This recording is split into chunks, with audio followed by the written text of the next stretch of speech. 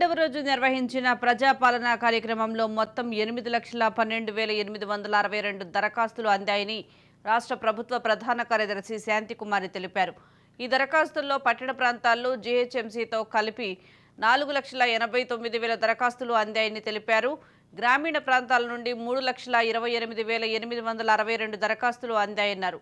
ప్రభుత్వ ఫలాలు ప్రజలకు అందేలా చేపట్టిన ప్రజాపాలన కార్యక్రమానికి రెండో రోజు ప్రజల నుండి విశేష స్పందన లభించిందని శాంతికుమారి తెలిపారు.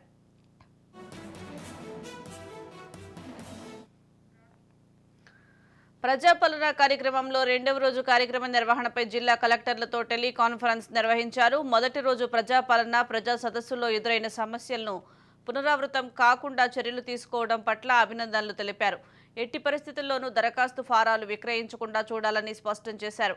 ప్రజాపాలన కార్యక్రమంపై విస్తృత ప్రచారం కల్పించాలని సీఎస్ అధికారులను ఆదేశించారు. ప్రజాపాలన కార్యక్రమంలో దరఖాస్తు చేసుకోవడానికి వచ్చే ప్రజలకు ఎటువంటి ఇబ్బంది కలగకుండా ఏర్పాట్లు చేయాలని, అభయహస్తం దరఖాస్తులు నింపడంలో ప్రజలకు సహకరించేలా వాలంటీర్లను ఏర్పాటు చేయాలని అన్నారు. ప్రతి 100 దరఖాస్తుదారులకు ఒక కౌంటర్ ఏర్పాటు చేయాలన్నారు. పురుషులకు, మహిళలకు వేరువేరు క్యూ లైన్లు ఏర్పాటు చేయాలని అధికారులను ఆదేశించారు.